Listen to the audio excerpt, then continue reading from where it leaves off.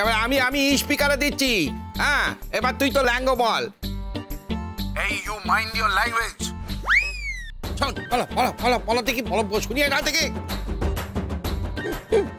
You mind your language. বললো কথাটা, গলাটা খুব চেনা চেনা লাগছে। এবারে আমি বিয়ের দিন সকালে ওখানে যাব। আমিও যাব। এবার দেখি হৃদে যে তুমি কোথায় পালাও।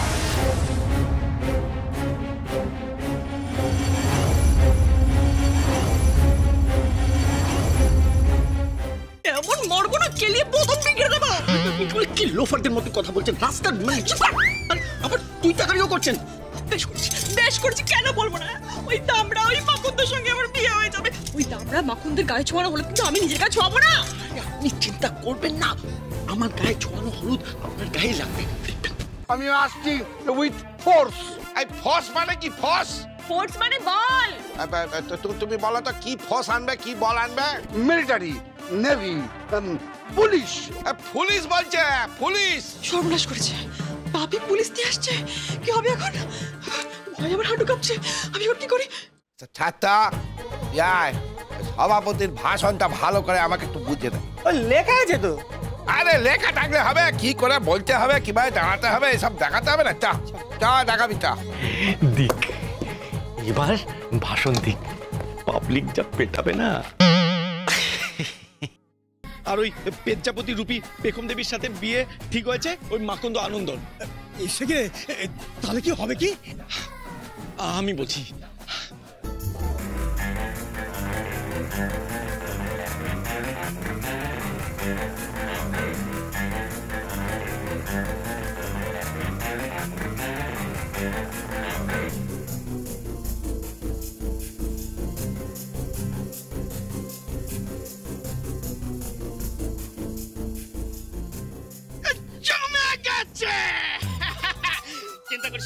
চিন্তা করিস না, পেখমকে আর তোকে উদ্ধার করা আমাদের জাতীয় কর্তব্য।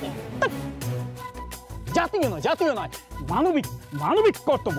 ভুলভাল বাংলা বলে। আরে ওই একটা কিছু হবে না, তাহলে কথাটা রইলো। আমাকে কিন্তু বাঁচিয়ে নেবেন।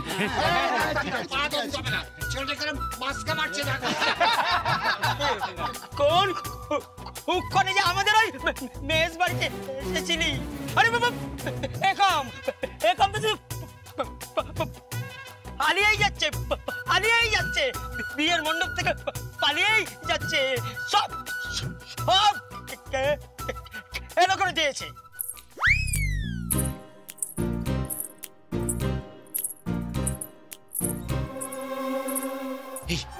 কেউ একটা আসছে মনে হয়, আমি লুকিয়ে পড়ি। হ্যাঁ,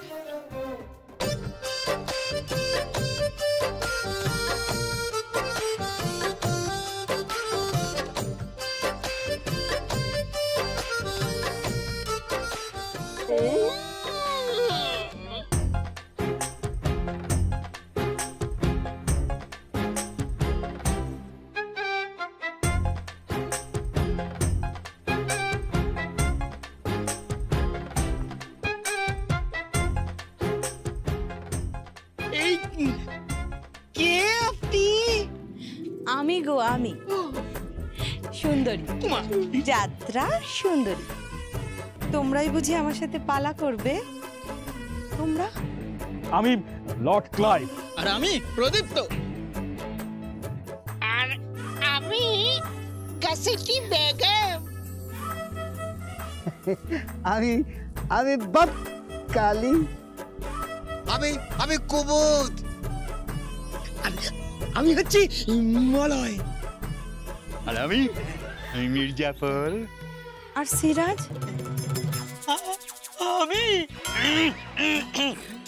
আমি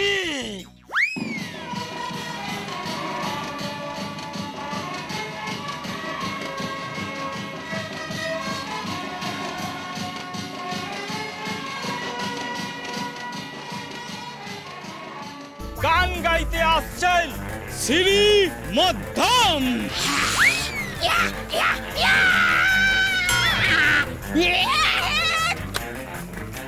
একলা ঘরে মন আর আরো একলা হয় যখন তোর উষ্ণ ছোঁয়াতে আমার জ্বর ভীষণ। দাদা ভাই, এই তো আমার ছোট দাদু ভাই। ওয়েলকাম ভাই। এই সব কিছুই জয়ের জন্য, কারণ জয় ওর বাচ্চাটাকে নিয়ে এসেছে। এই অন্যায়ের কি কোনো প্রতিকার হবে না? আমার কাছে শুধু প্রমাণটা এনে দাও, তারপর দেখো আমি কি করি। গোরা সাহেবরা যদি আমাদের কেতি করতে আসে, আমি কিন্তু চুপ করে বসে থাকবো, উচিত জবাব দেব। তারা রাজা হতে পারি, কিন্তু রাজারও কোনো অধিকার নেই অন্যায় করার। এই কথাখানা আমি তাদেরকে ভালো করে বুঝিয়ে দেব। এই সাহসটুকু অন্তত আমার আছে। দিশা, এটা কি হচ্ছে? এটা কি? এনাদেরকে বলো নিখিলকে যেন ঢুকতে দেয়। বর্দা ভাই, মরালি আমাদের কি করা উচিত কি উচিত না আমি জানি না, কিন্তু এটা তো সত্যি যে মা চান না নিখিল হসপিটালে আসুক বা বাবার সামনে যাক। আমি বিশ্বাস করি না। প্লিজ তুমি মাকে এখানে ডাকো, আমি নিজের কানে শুনতে চাই। তাহলে শুনে রাখ নিখিল, তুমি তো তোমার বাড়িতে নিয়ে যাবে বলেছিলে, এই ফাটকে কেন নিয়ে এলে? তুমি এখানে বসে ভালো করে ভাবো যে সোনার গোপালটা কোথায় রাখা আছে। মনে পড়লেই সঙ্গে সঙ্গে তোমাকে তোমার ফুল্লরা পিসির কাছে নিয়ে যাব। আর যদি মনে না পড়ে? মনে না পড়া অবধি তো মুক্তি নেই। আমাকে সেই ফর্মটা বের করে দিন যেখানে ডিটেইলসটা লেখা আছে, প্লিজ বের করে দিন। সিননি, একদম ওঠা যাবে না। তুমি বরং চুপ করে শুয়ে থাকো, আমি নিজে গিয়ে দীপ্তবাবুর সঙ্গে কথা বলছি। প্লিজ প্লিজ তুমি শুয়ে থাকো, আমি আসছি। দেখুন, আমাকে যখন এখানে অ্যাডমিট করা হয়েছিল, ত্রিনয়নী ওর গ্রামের বাড়ি অ্যাড্রেসটা এখানে লিখেছিল। আমার সেই অ্যাড্রেসটা প্লিজ দরকার, যে কোনো বার করুন, আমার খুব দরকার ইমিডিয়েটলি। আপনারা কেন বুঝতে পারছেন না? পুলিশ এসে স্বদেশী সন্দেহে কাউকে দেখতে না পেয়ে আমাদের ক্যাম্প একেবারে ভেঙে গুঁড়িয়ে তছনছ করে দিয়ে গেছে। এই কাজ ওরা কি করে করলো? নিজের দেশের কথা নাই বা ভাবলো, এতটুকু মনুষ্যত্ব থাকবে না? পুলিশদের এটা বুঝিয়ে দিতে হবে যে ক্যাম্পটা ঘুরিয়ে ওরা ঠিক কাজটা করেনি। বিনা চিকিৎসায় যদি আমার দেশের একজনও কেউ মরে, তার পরিবর্তে 2 জন ব্রিটিশের প্রাণ নেব আমরা। অশোক, চুপ করে থেকো না প্লিজ, বলো আমাদের জানাটা। শরীরটা এরকম হঠাৎ খারাপ লাগছে কেন? আর কারা ছিল রজতাভ রক্ষিতের সঙ্গে? অনিমেষ সান্যালের খুনের কেসে আপনাদের অনেক কাছের মানুষ জড়িয়ে আছে ঋষিবাবু। কি হলো অশোক? শবনম একটা ব্রাইট স্টুডেন্ট, অত্যন্ত ব্রাইট স্টুডেন্ট। ওর ভীষণ ভালো কেরিয়ার, আগামী দিনে ও বিরাট বড় ডাক্তার হবে হয়তো। তাই ওর এত উজ্জ্বল কেরিয়ারটা নষ্ট করতে চাওয়া আমার একদমই উচিত হয়নি। আমি শবনমের কাছে ক্ষমা চাইছি। তুই ইমিডিয়েটলি কলেজের কোনো নন টিচিং স্টাফের কাছে যা আর বল কলেজের রানুর ভর্তির ফর্মটা দিতে। মিস্টার মিত্র, আপনি মনকে শক্ত করুন। The situation is really critical. Doctor please save doctor, do something doctor please. আপনি শুধু বার করুন, আমরা জাস্ট একটা ছবি তুলে নেব। আমাদের আরো মিষ্টি লাগবে। আচ্ছা, বিয়েটা কবে শুনি? আরে আজই দিদির বিয়ে। কিন্তু আজ আমি বায়না নিতে পারবো না। না পারবো না। চিনকুড়া, কি হলো? আমাদের মিষ্টি লাগবেই গো। আরে আমি মিষ্টি লাগবে, আমি মিষ্টি দেবো কোথা থেকে? যেভাবেই হোক অর্জুন ময়রাকে রাজি করাতেই হবে, নাহলে যে লক্ষ্মী দিদির বিয়ে ভেস্তে যাবে।